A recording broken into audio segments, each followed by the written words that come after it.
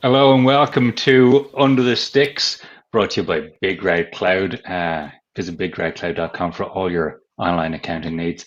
My name's Andy McGeady. Exiting stage left was super producer Adam Redmond, who is behind the scenes as always. With me, I have a man who is not preparing for action this week. It's Dean Budd. How are you? Yeah, very well, thanks. Had a pretty chilled day here down in London, so not really much to report on from me today. That's really not what I was looking for, Dean. You go think about what you've done. Paul Williams from the racket stringing room. How are you? Very well, thank you, gentlemen. I had a nervy 10 minutes talking about our boss and overload, Adam. My column is normally sent over 12 o'clock sharp on a Wednesday, but my web went down again, so it was stuck in my outbox. So I've had a bit of a sketchy sort of last 10 minutes. I've used that excuse before. This is legit. It's legit. Sean Holley, how are you? Yeah, I'm good, and I'm good. No golf today. Golf was off. The weather in God's country was terrible, so I went fishing instead. Didn't catch anything. So other than that, I'm fantastic. It's a big day in Wales. We have a few things to run through today. We've enjoyed Super Rugby Aotearoa. We really have. Thank you for everybody who's enjoyed watching it with us on the watch-alongs. But now it's our turn. Yeah, Pro 14 Rugby is back this weekend with real live games on Friday, Saturday, Sunday. So we're going to rattle through those. We're going to bring you back up to speed on where the teams are, what the tables are like, what teams are playing for this weekend, and who you might look out for and who you mightn't see. There's a couple of other bits and bobs and rugby news around the place we will get to as well. Get your comments in. Thanks for all the usual people. Guinness Pro 14 is back, baby. It is. I'm really happy. This is like a bit of normality returning when I can actually sit down on a Friday or Saturday and just watch rugby, and I don't care if it's peeing rain. Okay. But yeah, get your comments in. Our good friends at Bear Hug are again sponsoring the best comment of the show competition. This is where I do the read. Bear Hug are the unmistakable orange muscle sleeves and joint supports, uniquely using bamboo in the makeup of their supports. This difference in composition can increase blood flow and dramatically reduce rehab and recovery periods while enhancing performance. Visit getabearhug.com. So, best comment chosen by us tonight will get some free stash from Bear Hug. Thank you, Nick Williams, and all the Bear Hug people. Sean, you're going to be working again. No. I know. Unbelievable. And where have I got to go? The Ospreys. I was hoping Benetton Zebra, but there we go. No, I don't mean that. I'm just delighted to be back. I'm delighted that the Guinness Pro 14's back. It's a good one for me. They're all good ones to do because it's been so long. I've been given Ospreys Dragons on Sunday, so lots for me there in terms of new coaching team at the Ospreys, new players at the Dragons, and heightened expectation.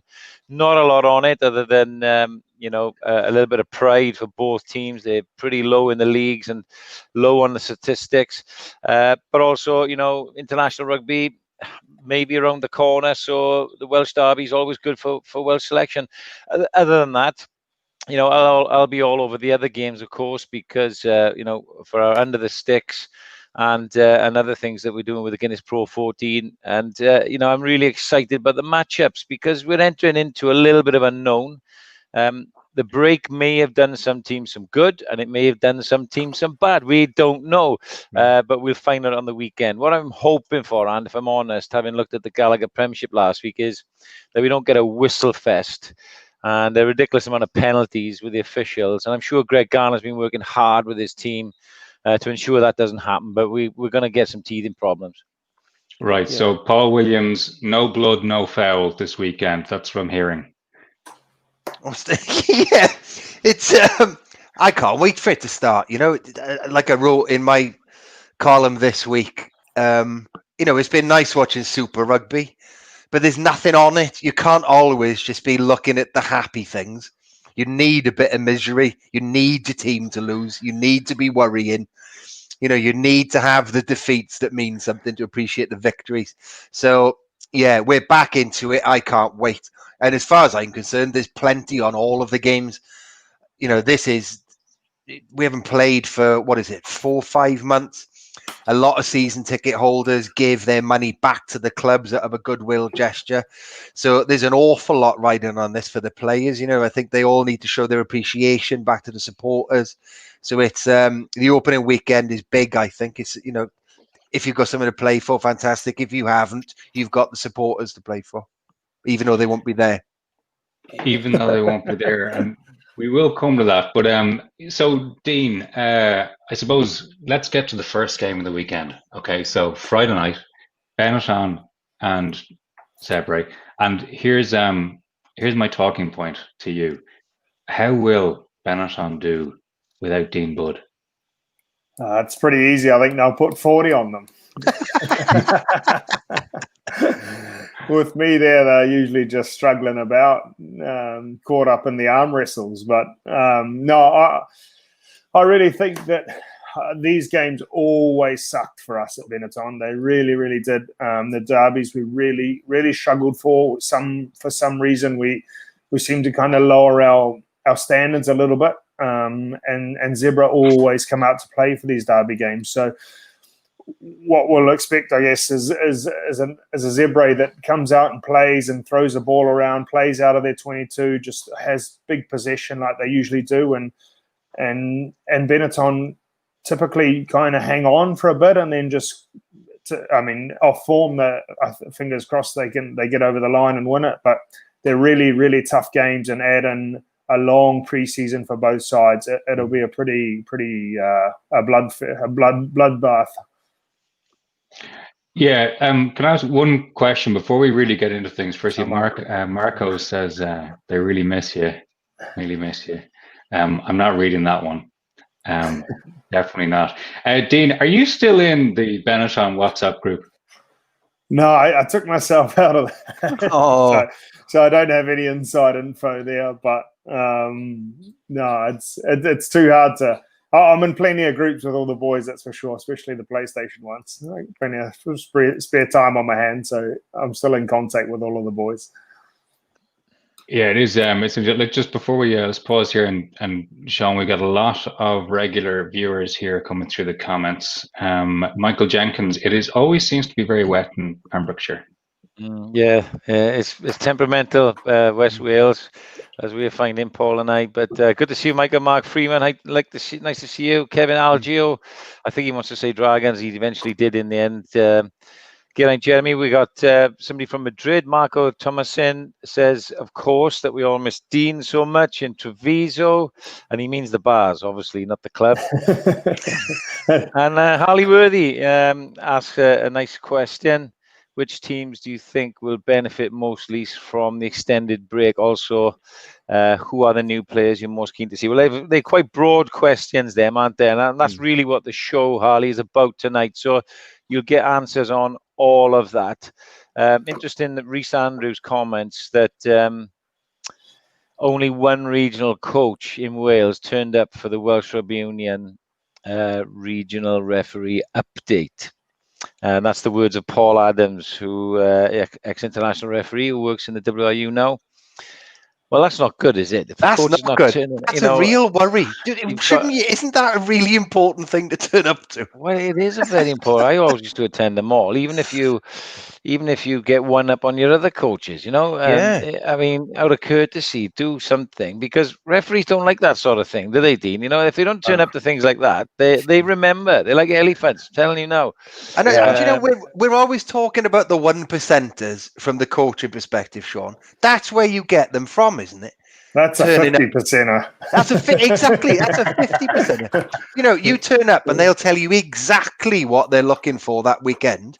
If you don't show up, all right, you might get it in an email, or they might praise you the the chat or whatever. It's not the same though, is it? Not only that though, if you've attended it, you've got something to go back on afterwards. That's interesting. But you said, Yeah, when we were in that meeting, you showed, and not that there's a one-upmanship, but the clarification. They'll get it through on a PowerPoint and information, Yes, but it's nothing like being there talking through it with the referee. So I don't understand that.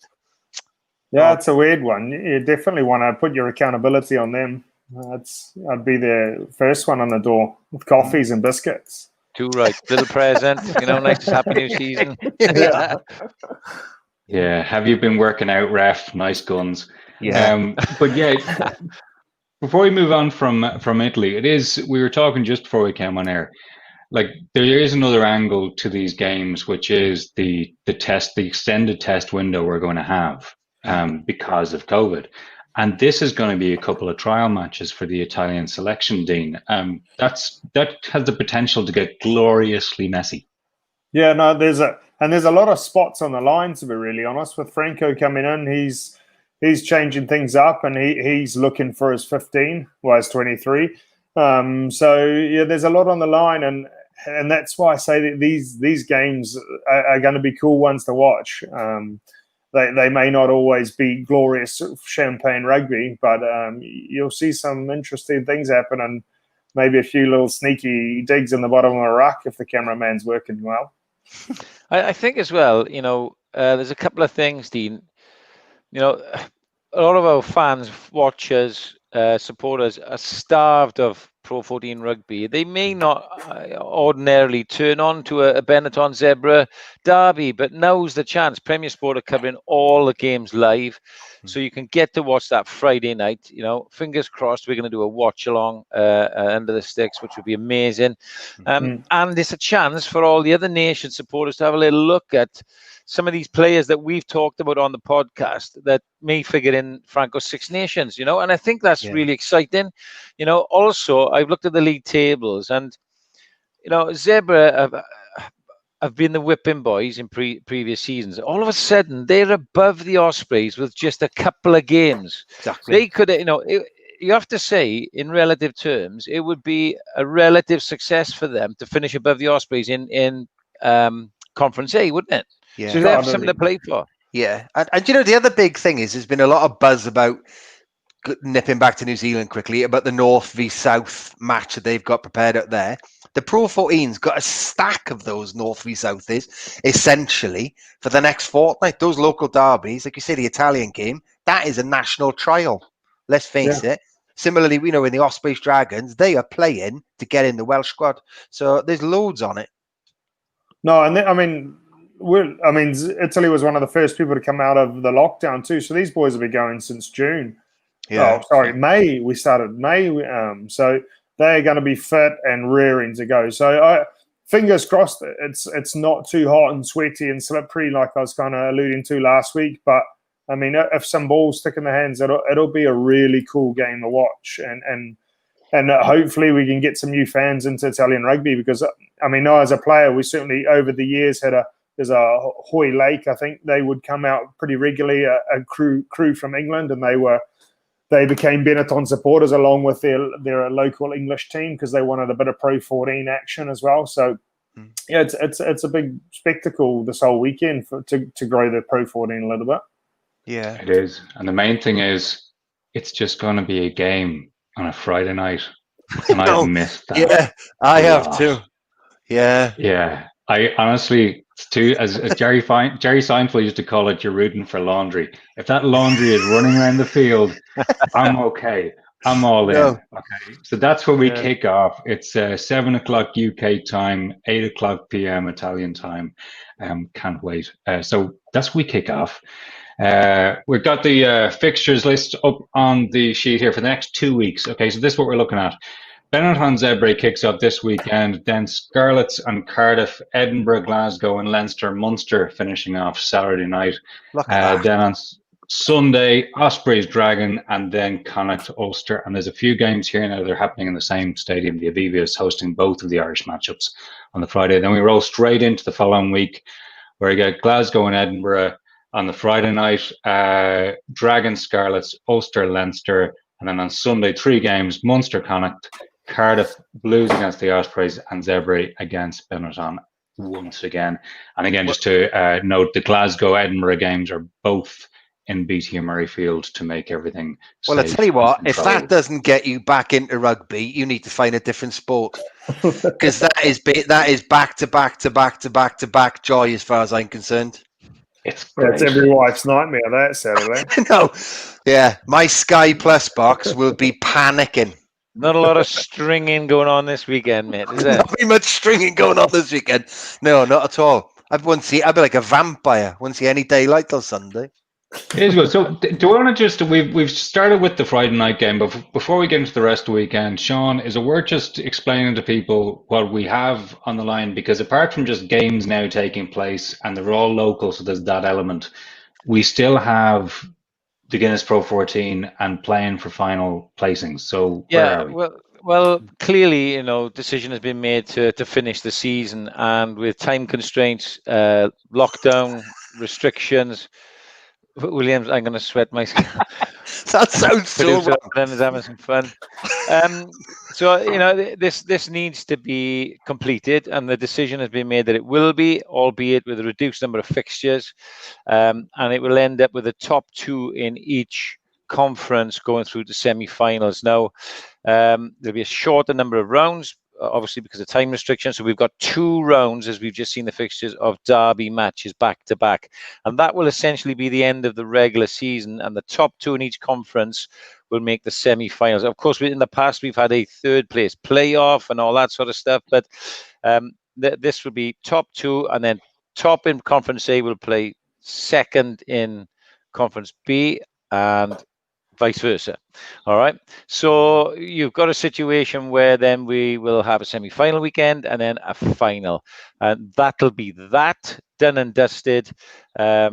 Obviously, all parties have been negotiating this with Guinness Pro 14, and an agreement's been made, and that'll be that. And then we restart the new season, hopefully, all being well, on the weekend of October the 3rd.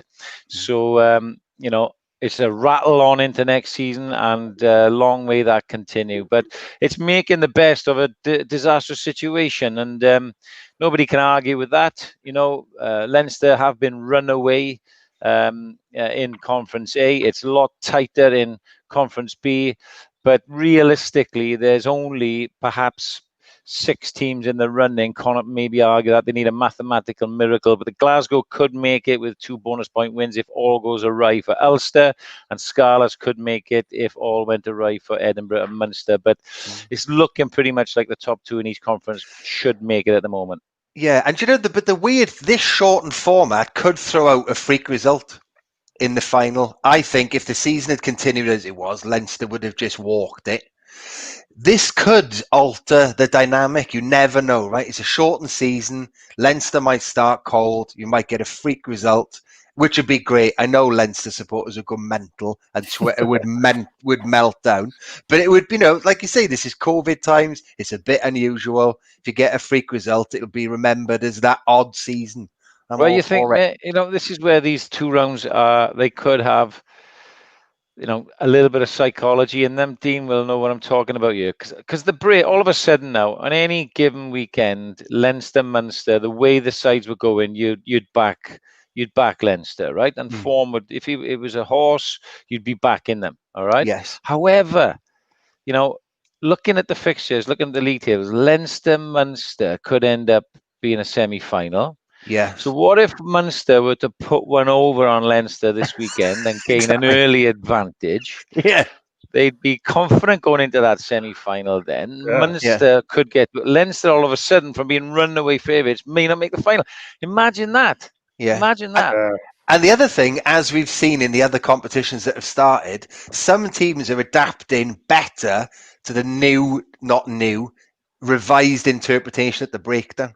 So if you look at Sale, for instance, on the weekend, they were miles off the pace, with all the players they've signed in the squad or whatever it might be. So if Leinster don't adapt in the first 3 weeks as quickly as, say, Munster or whatever it might be, although you think it would be the other way around, but there are dynamics at play.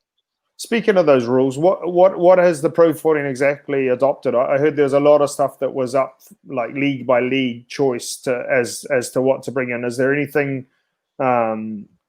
crazy that's been brought into the Pro 14 that we don't know about? Anyone got any knowledge on that? This is where we go. Adam, if you're doing a fact check here, the only thing I think is the breakdown interpretation, which isn't hugely different, right? It's just a bit more, we want to see people rolling away from the breakdown. We don't want a second movement. So you're allowed to do one thing. So for anyone who's watching Super Rugby Aotearoa, the big thing we saw was on the ball carrier in particular, they're being pinged for doing two things. So you can't go to the ground, turn around, and then pop up. You can immediately do a pop, or you can do a turn, something like that. But they're just going to be much, much stricter on that. There's no 50-22. There's no, crazy red card stuff. We're keeping it simple up here for the moment because we are simple people. There's no change in law, Dean. There's no change in law. Not that you would have listened to him when he was playing anyway. But I remember we came back in May, and there was a lot of chat around China having no reset scrums and mauls only allowed to. There was no fight, like use it and then an opportunity to use it again before you lost it. There was a lot of talk of bringing those into the Pro 14, which I'd heard from the Benetton coaches. So I was just wondering kind of what had come through in the end. Dean, that's a great point. So they were the COVID restrictions. So World Rugby have worked on, there's a whole set. So if anyone wants to do the reading, go to the World Rugby Red site, and there's various levels of COVID restriction laws that have basically been passed as trial laws for this period that you could implement as a league. And you make a decision as a competition to put them in at whatever level. And like you say, those are exactly the things. And if anyone wants to get really nerdy, what they have is they say, okay, well, if we have this many reset scrums per game and it's this amount of contact per reset scrum, then we're reducing it by all those things. I was going to say, here we go. Seb Negri is in. This is quality comment. This guy, like I said, my roomie, I've never seen someone spend so long on their hair. When we first started rooming, he had about 4 products. There was the volumizer to start, and then it had to be blow dried, and then a nice powder came through, and then just a little VO5 spray over the top. And he just had this sweet little poof up the top. So, sorry, what's the powder business? Is this like Louis Vuitton's and big wigs? It's the new thing, just a little bit of powder instead of gel nowadays. It sounds like 18th century revolutionary France, that, doesn't it? Like a little sort of powder puff. I quite like it. Use a bit of olive oil. Just slick it over. Right, we're drifting, and we've games to get through. We've actually only got through one game, right? We're used to just rabbiting on, but we have games. Saturday we start off with Scarlets and Cardiff Blues. We don't start with it, but that's where I'm starting. This is going to be a lot of fun. Parky Scarlets hosting Paul Williams. You have a soft spot for Cardiff Blues, just like our friend Adam Redmond. Yeah, I do. I think that's the fixture I'm looking forward to the most, actually, on the weekend. There been some coaching changes down at the Scarlets. They've got some young players in there. I think everyone's really looking forward to seeing Sam Costello play. And then, it's life after Nick Williams at Cardiff Blues. They tweeted out today, funny enough, Cardiff Blues did all of their back row options. And when you saw it all lined up, it looked massively impressive. And especially when you had Ellis Jenkins standing in the middle of it again, it made you realise just what it means to have him back. So I can't wait. And with a bit of luck, that'll be, if you wanted the Scarlets to be playing the Blues, this is the sort of weather you want to be playing in. Middle of August. It should hopefully be. It should. I am a big fan of Ellis Jenkins. This is the time of year you want to see, especially the Scarlets playing. You could have a bit of running rugby on our hands down there. So Sam Costello that you mentioned, he's the Wales under-20s outside half. He's actually from a place called Pencode, which is Bridgend area. So he should really have been an Osprey, but he got whisked away as a youngster to Leicester Tigers, to their academy, and the Scarlets have managed to get him back. He was electric for Wales 20s in the early part of the Six Nations. If you have a little look at some YouTube footage of the tries he scored and created against England at Kingsholm, so a lot of hope for him. But with regards to the Scarlets, Paul, Glenn Delaney's taken over as head coach. Yes. Brad Moore was revered because he was a lovely bloke and obviously a good coach going to the All Blacks team. But I still think it's a little bit of time for the Scarlets to see who and where they are. It's another new coach. I think Glenn Delaney is a good man. I know he coached Nottingham when I was at Bristol. That was his previous head coach role. Had a couple of little bits in London Irish and this, that, and the other. So I think it's a big test for him. I think he's in big shoes down there, right? Currently in the Guinness Pro 14, Scarlets are ranked last in terms of defence. Now they're high on offloads, and we all know about their attack. And we've got likes of Liam Williams going back, and fingers crossed, Jonathan Davis shortly, and a lot of offloads. But they need to shore up their defence. And one thing's for sure, the Cardiff Blues have nothing to lose. They play with a bit of exuberance themselves. Got some players back, and it's going to be tough for the Scarlets. So I think it's a big question mark, because there is a question mark over the Blues as well. Where are they going? Are they underachieving? I think there's the Welsh regions need to start standing up to be counted, because they're lacking a bit of identity. They're lacking a bit of quality. Let's face facts, and they're lacking getting to semi-finals and challenging. And Welsh supporters are running out of patience. So I'm really interested to see how they go coming up now. Yeah, and one last point on that. I think the big sign-in, I'll be keeping an eye on, is going to be Corey Hill, because that's the position they've tended to miss at Cardiff Blues. They've got stacks of back row forwards and stacks of six who can play lock, but they've always lacked having legit, like the Ospreys had under Sean, just stacks of proper locks. So it'll be interesting to see whether he can fill that gap. That there's been a gap there. What, for say 5 seasons? Little bit. So that's where we start on Saturday, and that's going to be good. It's a nice start to Saturday. But then we move further north, Glasgow against Edinburgh. Talk is that Hugh Jones being named a fullback. I know. Yeah. That'll be interesting. Instead of a certain man is now playing with Exeter. Just be running everything back. That'd be fantastic. And you know what? I'm okay with that. Don't bother yourself with defense too much, Hugh. Just run that ball. Yeah. But there you go. We've just talked about this. There's another ready-made couple of trials. This is going to be good. Well, Scotland are blessed with a load of good centres, aren't they?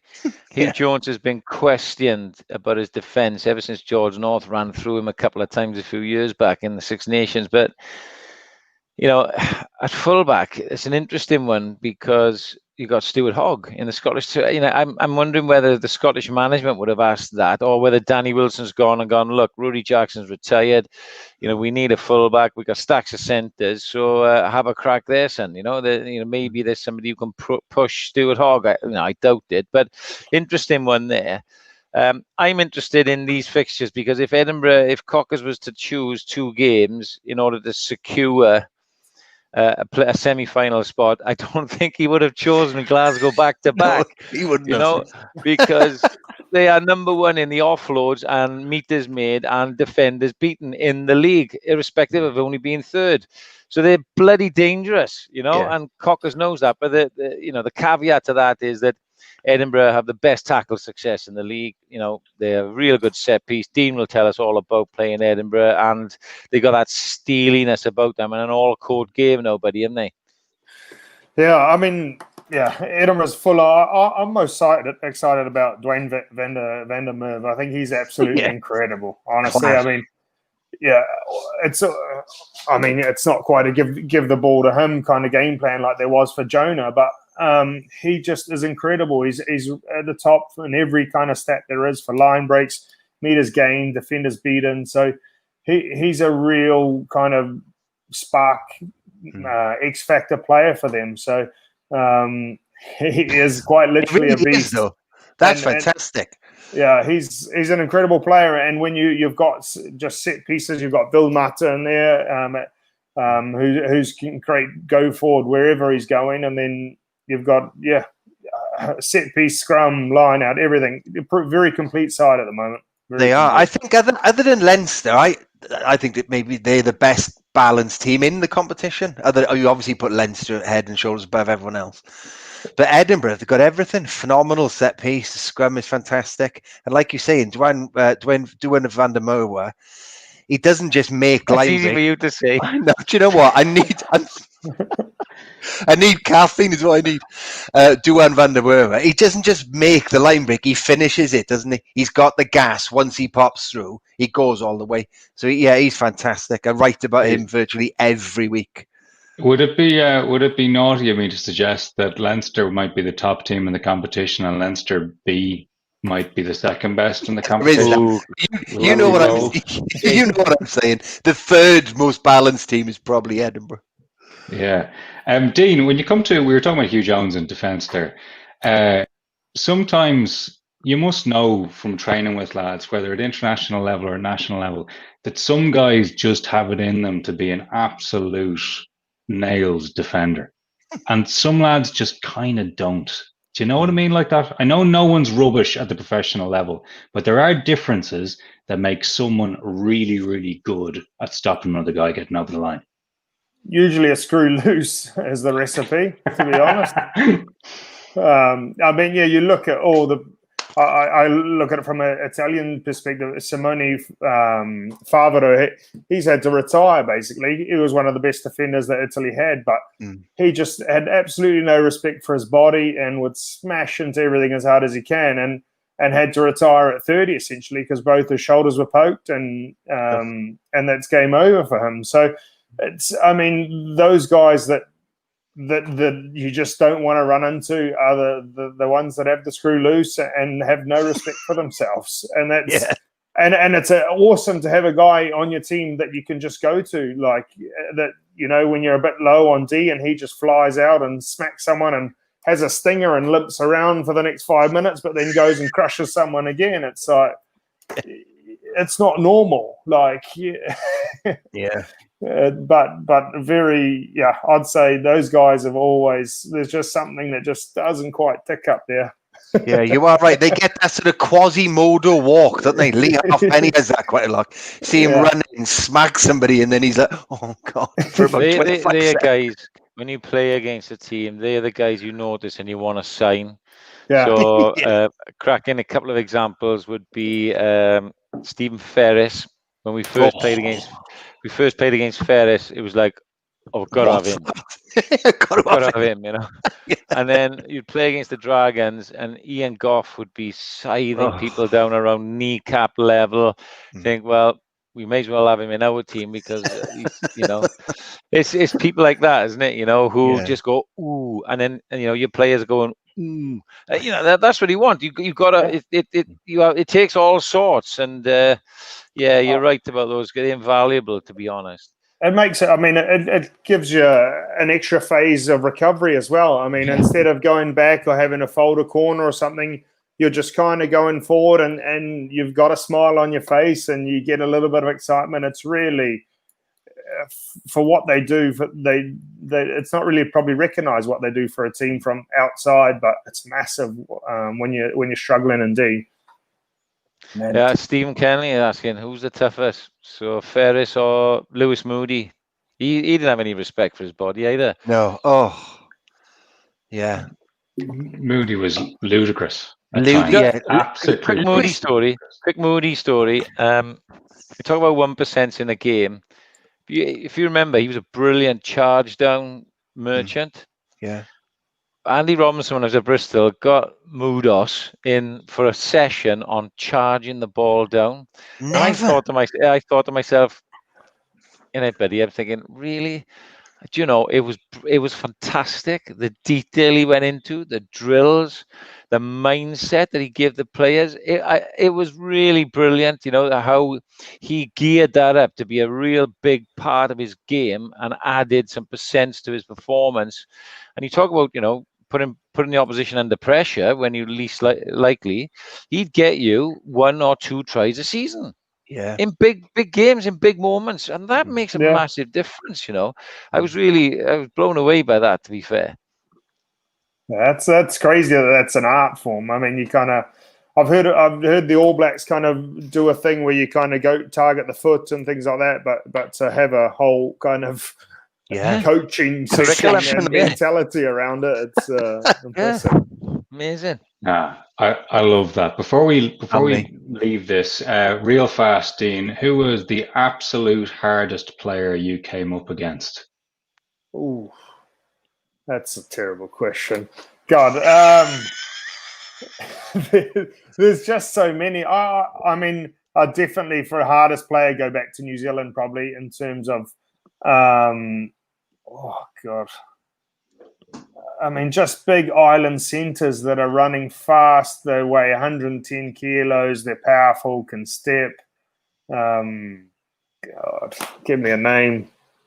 I remember Tana Umaga just ragdolling me like a little boy once. I mean, it's not really my era, but I mean, if he was an absolute hard man, and he made me look like a little girl one time when I played Counties Manukau. There's about I mean that list can be long and long. It really is. I think a lot of people who haven't been involved in that professional environment, and there's a lot of amateurs who say, "Oh, no, it was back in the day it was hard," but I think most of the players these days, just to play in the professional era, they're pretty tough. They have to be, whether they like it or not. They're gonna get a right physical battering at some stage. There's such high speed and high intensity, big collisions that you can't shy away from that. You'd never last 5 minutes, would you, Dean? No, I know. And this, well done, Ian Gilbert. Marcel Kotze, I remember playing Ulster kickoff. It's gone straight to him, and he has just looked at me in the eye from about 20 out and just thought, I'm going to kill you, and ran straight at me. And I tackled him, which I was very proud of myself. But and it wasn't anything more than just tackled him to the ground, and like he on the ground just goes, well done, mate. Gave me a little tab. Oh, nice. And I was just he must have just flattened so many people in his day, and he's a tough man. He's a tough man. Don't miss running at me, I'll tell you that. We move on. There are still games to go. Saturday night, Aviva Stadium in Dublin. It'll be a very quiet Aviva Stadium. Leinster Munster will make it less quiet. This is going to be fun. 7:35 kickoff. Bit of bad news on the player front. Joey Carberry is out for a little while longer, which is really, really disappointing. But Munster need basically one win from these two games to get into that final series that you were talking about, Sean. But Paul, even people in Wales might tune into this one. I mean, let's face it. It's probably the marquee fixture in the league whenever it's on.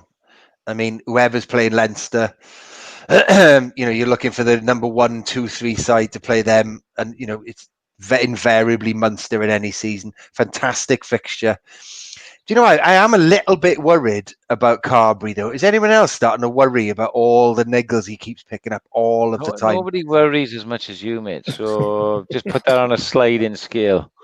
You don't get to look this old at 43, right, without a significant amount of anguish. I reckon you're about 15 stone 5, something like that, you?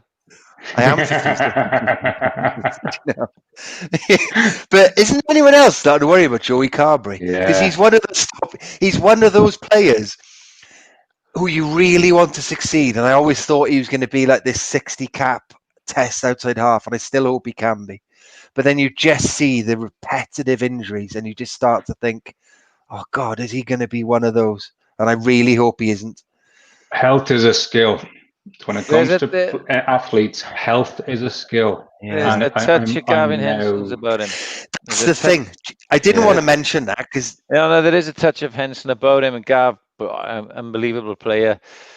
Carberry has that sort of lithe, loping style that Gav had, brilliant kicking ability, beat the player and so on.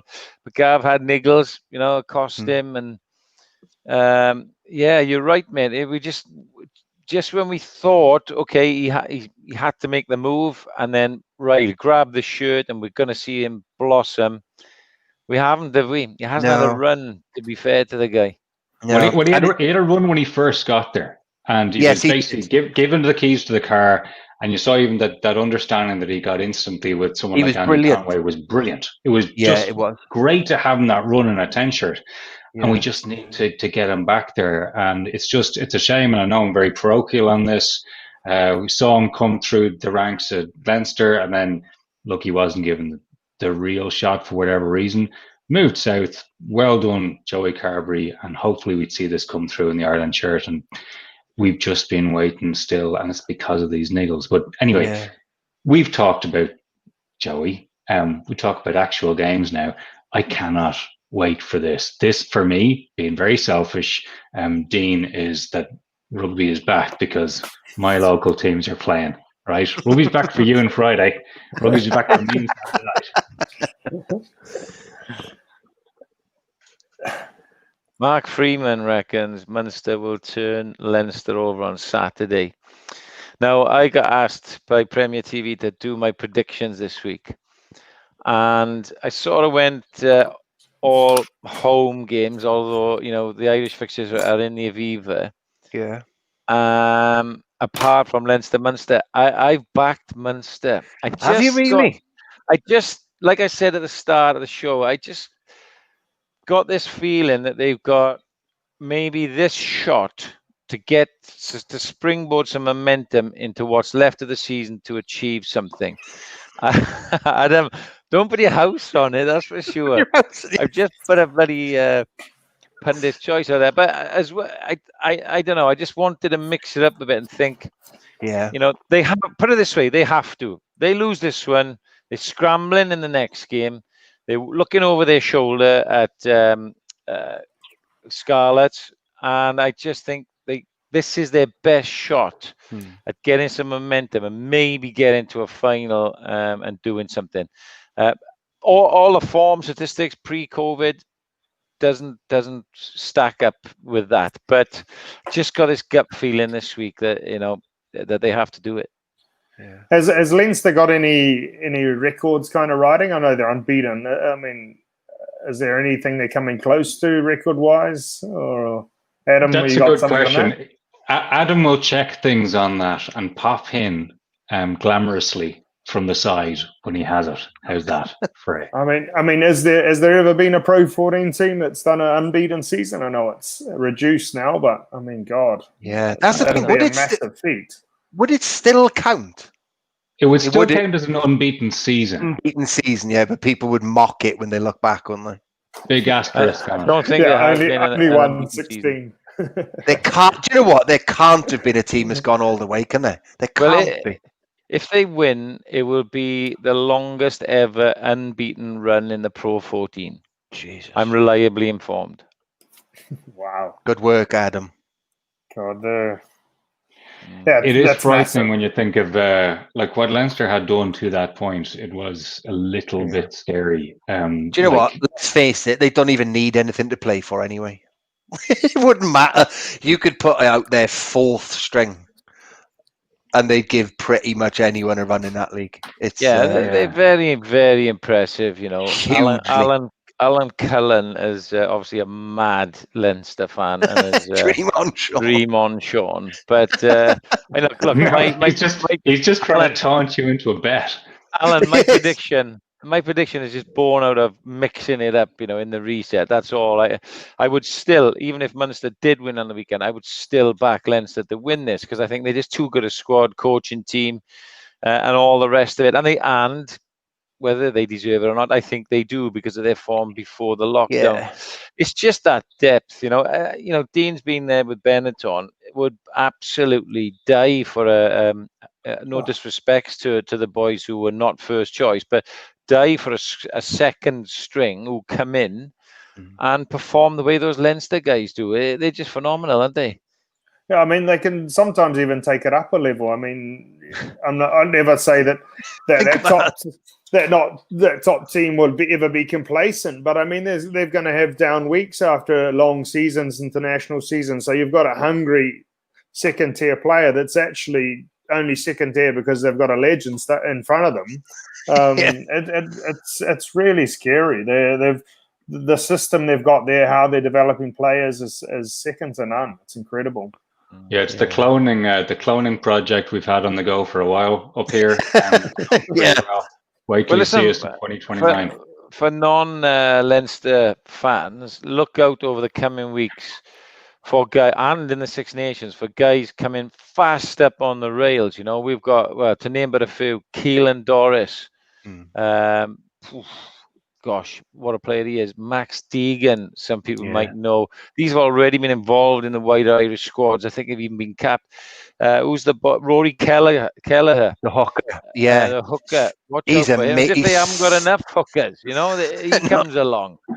Yeah. You know, that's without any of the backs we talk. I keep talking about Kieran Frawley. I think he's still going to push through. There's all sorts of players outside of the usual suspects. So keep an eye on him. Be worth a watch. Yeah, Ryan Baird. Don't forget Ryan Baird. He is seriously quick. That's without your Ryans and your Lamas and never mind Sexton and all the rest of that. They're bloody brilliant. Yeah. James Lowe now. There's a few Joe Sargent, Alan Cullen, both dropping in with Baird as well. There's a lot of confidence in the comments about Leinster, but and I think it's worthwhile as well. We'll move on. We've talked about Leinster for a while. I get accused of home bias. Sunday.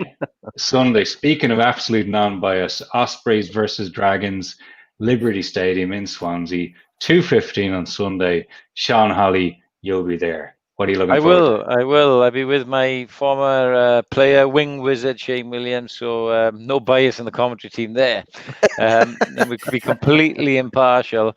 And what we'll be looking for? Well, we're looking at two sides in different sort of psychological states before the lockdown. You know, Dragons picking up under Dean Ryan.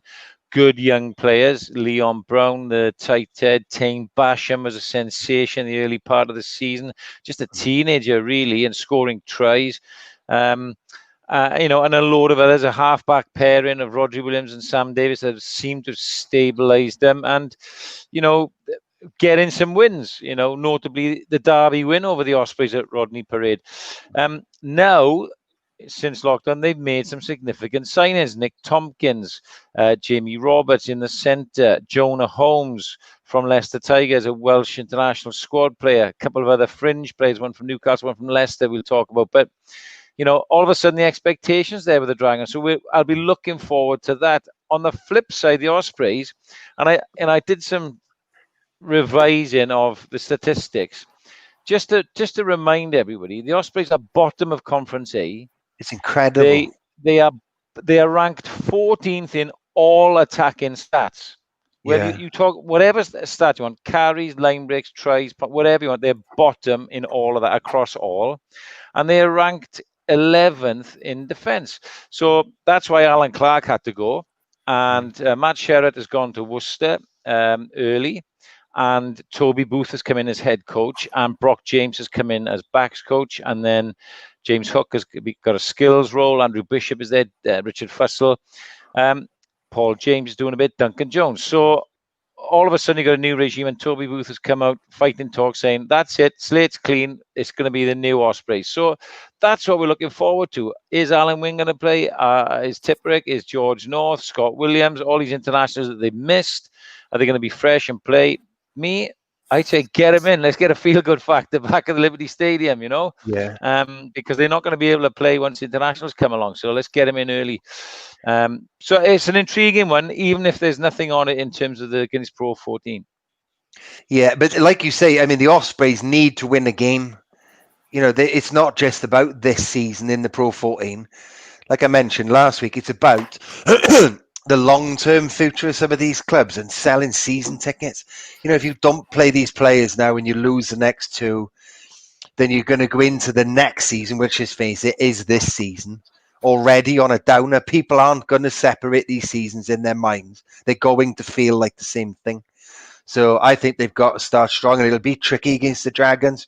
I think in Wales, we're always talking about the strength and depth of back row.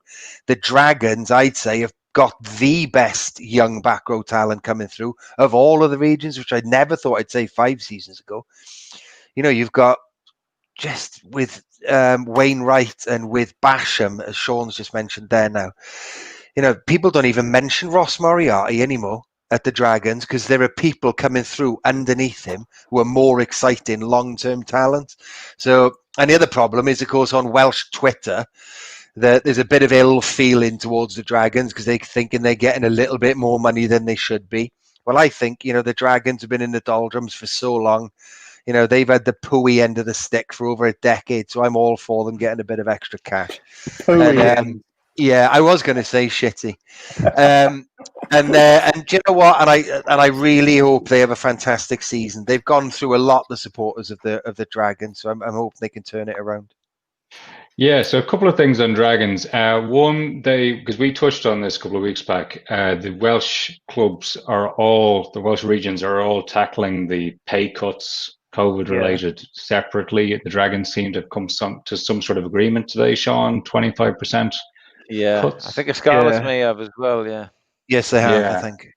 So that's thing one. And thing two, there is certain sensitivity around this topic, and you'll understand. So there's widespread reports in the media about the name of a Dragons player who was diagnosed with COVID. Because I don't know for a fact that it was that player, I'm not going to name him. But the Dragons did confirm via statement that one of their players had been tested with COVID. Now, it seems that they've been doing the tracing and testing of everyone else in the squad. We'll get some news on that tomorrow. I'd be fairly hopeful about that. Certainly when you look at what's going on with Stade Francais and the outbreak that they had, and that they've had to cancel this weekend's friendly match because some of the players have lung lesions. I mean, this is where we are. There can be an assumption that young, fit sportsmen are somehow immune, or they get it and they brush it off like a cold. This can really, really set people back. So fingers crossed now, if we get news over the next couple of days about Dragons and other teams, anyone impacted, that we get good news. Dean, just to go to you on the Ospreys Dragons thing, because like with respect, you probably went through to some seasons with Benetton where you were going through some times where you weren't getting the wins, you know, and you're just looking for that opportunity. And when you look at a game like this after a break like that, this could be an opportunity. What does that feel like as a player to try and turn that around? It's exciting because you have nothing else. It's a little glimmer of hope in it all. I mean, it sounds a bit depressing, but I mean, long seasons of losing really get you down. So to have a moment, especially post a little break, and to recharge and to rethink and restructure and do what you need to do, I think that breathes a lot of new life in, and it is quite exciting to think, hey, you know, this is finally the Saturday where we're gonna get that dub and change our season, and our momentum's gonna click from there. I mean, it's all one season. I know there's going to be 2 games and another break and then another season. But I mean, every team's going to be building right now for October. So if you can start getting wins and creating just the tiniest little bit of momentum and little bits of mental change in players' minds about that you have the ability to win, it's very, very important. Yeah, so that's the. I will going back. I was thinking about the stats that Sean mentioned. Anyone who watched Ospreys play rugby earlier on this season, at times they were very bad at rugby, and I really hope that we see Ospreys being good at rugby because we kind of need them.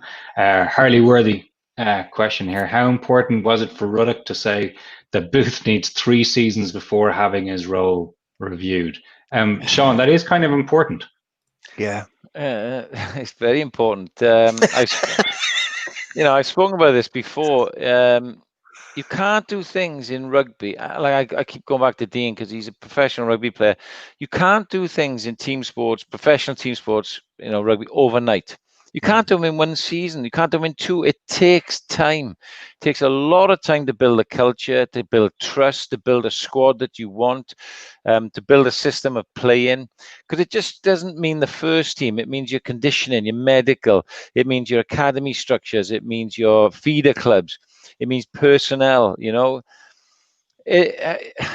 years is probably the minimum, and you don't get it these days. You don't get it. I had 9 years at the Ospreys, for goodness sake, and Lynn Jones was there for 6 or 7. Jonathan Humphreys was there for 8 or 9. So a lot of Alan Wynn's been there since he was in nappies, as is Justin Tipperick. And now and that's what it takes. You can buy in success very quickly, but it doesn't long last. We come from an area, Ospreys, where I've told this before, where Southwest Wales is, it's not an affluent area per se, but there are a lot of rugby clubs, very proud. The culture is such a way that the Valley boys down here, they have to get. You have to understand their mentality and get the best out of them. And Toby's now charged with that. The best thing he can do, in my opinion, for what it's worth, is to bring those ex-Osprey guys like Duncan, Paul James, Andrew Bishop, James Hook, and the likes around him as his lieutenants, because they know what it takes and what it means. And he'll go a long way to doing that. But 3 years minimum for me. Buddy, what do you think? Yeah, I couldn't agree anymore.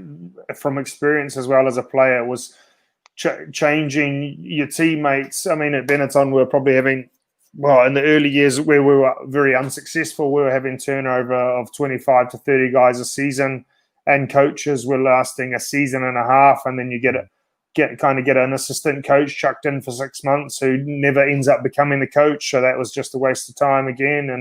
And you just, it's just, you need the time and you see it. I think evidence is very clear. A lot of teams that stick it out, and obviously they have to be doing the right things in that time, but you need 3 years to develop that culture and the playing group as well. And you need that consistency through it all. Well, you look at Warren Gatlin now with the Chiefs. If ever there was one coach you just presume you could airlift into anywhere and immediately you'd be winning 7 from 9, and he's lost all his games.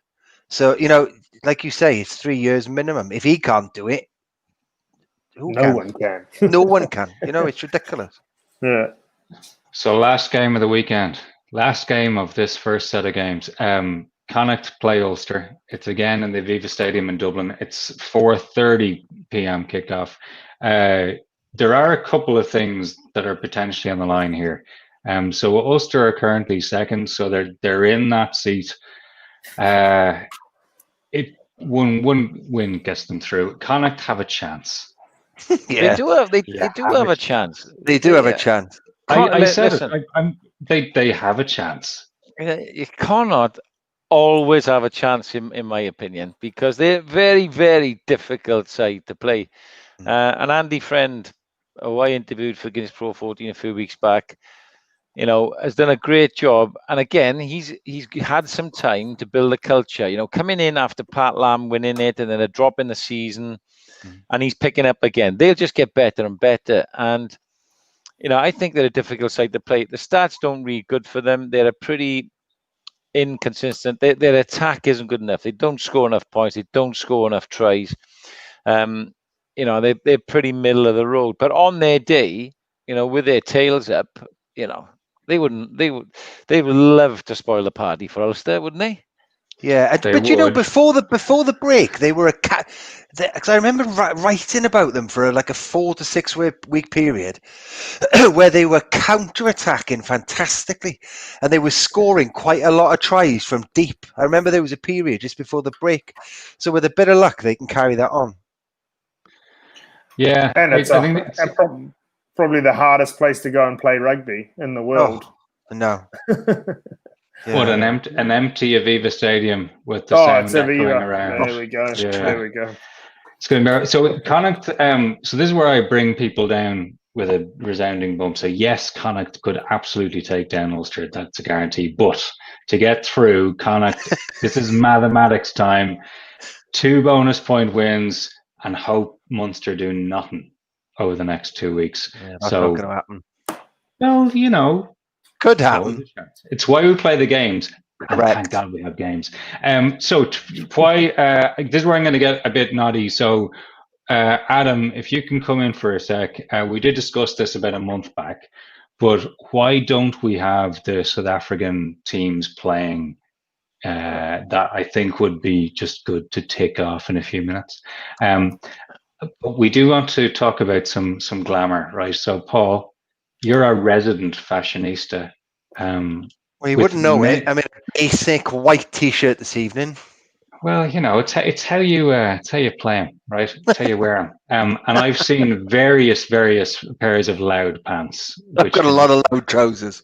But we have some jersey launches going on at the moment, and we've got them on screen. Adam, well done. So we'll start right to left to be awkward. Connacht had this lovely kind of mint Viennetta. Yeah, I think it's beautiful. I like that. Yeah, I'm a fan. I'd buy that. Yeah. Leinster keeping it nice and simple with the blue. Yeah, you don't really need to change. I always think the better a team you are, the less you need to do with your shirt. It's the Canterbury of it's the Crusaders of the Pro 14, isn't it? That so one. I always think if you're struggling as a team, the shirt needs to be freaky, which is why the All Blacks never need to change anything. So it's you don't need. You couldn't be more right there. Do you know what I mean? You don't need the marketing. You don't need the press headlines. You don't need the gimmicks. So that's why Leinster can do that. So just to go on an entirely unrelated tangent, have you seen the new Leicester Tigers away shirt? Yes. Wait, that's the kind of shirt you release when you're struggling. That is exactly that. Yeah, absolutely. Yeah. Fluoro colours. Was that the rainbow one? Yeah. It's the one that looks a little bit like another top in the Pro 14. Correct. Which I'm not going to mention in case we all end up in court. And I've got enough legal problems with the Russians. They're heavier than legal. For the real kit nerds, I will say that from the shots I've seen, it looks as if Leinster will be going with navy shorts, which means not an all blue kit, and I hate monochrome kits. But the big news in Kitland is that Claremont have got new kits with Macron, and they look kind of 70s tasty. Horrible. They look like football shirts. Go. It's so French, isn't it? Dean, step up. Come on. You hate him. No, I wouldn't even wear that. That's not for rugby. I wouldn't even wear that. I'm not running out. Just come out in the tracksuit. Yeah. They do look like soccer shirts to me. They're a bit too. I mean, yeah. There's no need for that. Well, Gruff Davies likes them. Yeah, that's not a nice jersey. No. Wow. Okay. So I'm in. I'm going to go 1 against 3 on this. Oh, hang on. I like them. Of course you like them. You've already bought them. You know what? He's probably got that and the away Heineken Cup top, and he'll be changing into it Friday night. But slams Claremont kids. Talk about championship teams not needing to do anything. I don't know what they're doing. They're awesome. That'll be on Wales Online tomorrow. Oh, do you know the weird thing is Bud slams. It actually might be. Jamesy Cowan, you'd want to play in skins instead of those Claremont ones. There's only, I'd say, a couple of people on this podcast who want to voluntarily play in skins. I'm not. Not me. Not me. Right. Yeah. Where it comes Stevie Wonder. I'm not reading out that quote. I'll get into trouble. No. We're getting towards the time where we do need to think about comment of the evening to get free swag from Bear Hug. So a lot of good ones tonight. There's a lot of good ones. It's been some good ones. Have a little think about that. Adam, in the background, throw up a couple that you like. Do you know, my favourite one was from Harley Worthy, that question about the Ruddock and Booth, because I think that was quite an insightful thing. How important was it to Ruddock to say that Booth needs 3 seasons before having his role reviewed? I think that shows a level of insight that I appreciate. Oh, that's a good one. That's a cracker. No, Andy isn't in the room cupboard. Andy is in a different room because Andy has moved home to his real house, but we're camping. It's still being rebuilt. And I'm not in the dungeon either. I saw that comment. Thank you. Seb Negri coming in, I did like. I think, Paul, it would be controversial to give the prize to someone for actual insight. That would be a break from the norm. That's not how we roll, is it? No, but they're still leading. Okay, feck it. There you go. There's your winner. There you go. We are. Okay, that's a winner for the evening. Insight gets rewarded. Harley, no, you're not. You're getting it. We're not going further. You're getting it. I think we're going to leave it there. That has been a really fun show because we're actually talking about real games that are actually coming up, and we're not just talking about topics and things that we've thrown in. Sean gets to work again. Paul gets to watch local rugby again. Dean, genuinely, before we break, what's it going to be? I'm not reading that comment, that Paul Williams quote. You can read Paul Williams' column along with every little bit of the time he puts in that was actually on time. Dean, what's it going to be like for you, mate? Like seeing your friends suiting up and you're not going to be there. Well, I don't know. I had this conversation with my partner a couple of days ago. It's going to be strange, and it'll certainly be a make or break for me whether I made the right decision to kind of hang the boots up or not. I'm definitely going to miss it, and I'm pretty damn excited to watch them all, to be really honest. But yeah, it's going to be strange to not, especially if we're watching it on a podcast and talking about it. It's Dean, I was going to say you don't need the glitz and glamour and all those professional. You've got us now. I'm happier now, believe me. It gets better, Dino. Don't worry. No, if we do that Friday night, then you and I will be in our oils. Don't you worry. Yeah. Maybe have a long lunch on Friday just to warm me up a bit. That'd be good. I think now you're talking. It's going to be like Stockholm Syndrome, lads.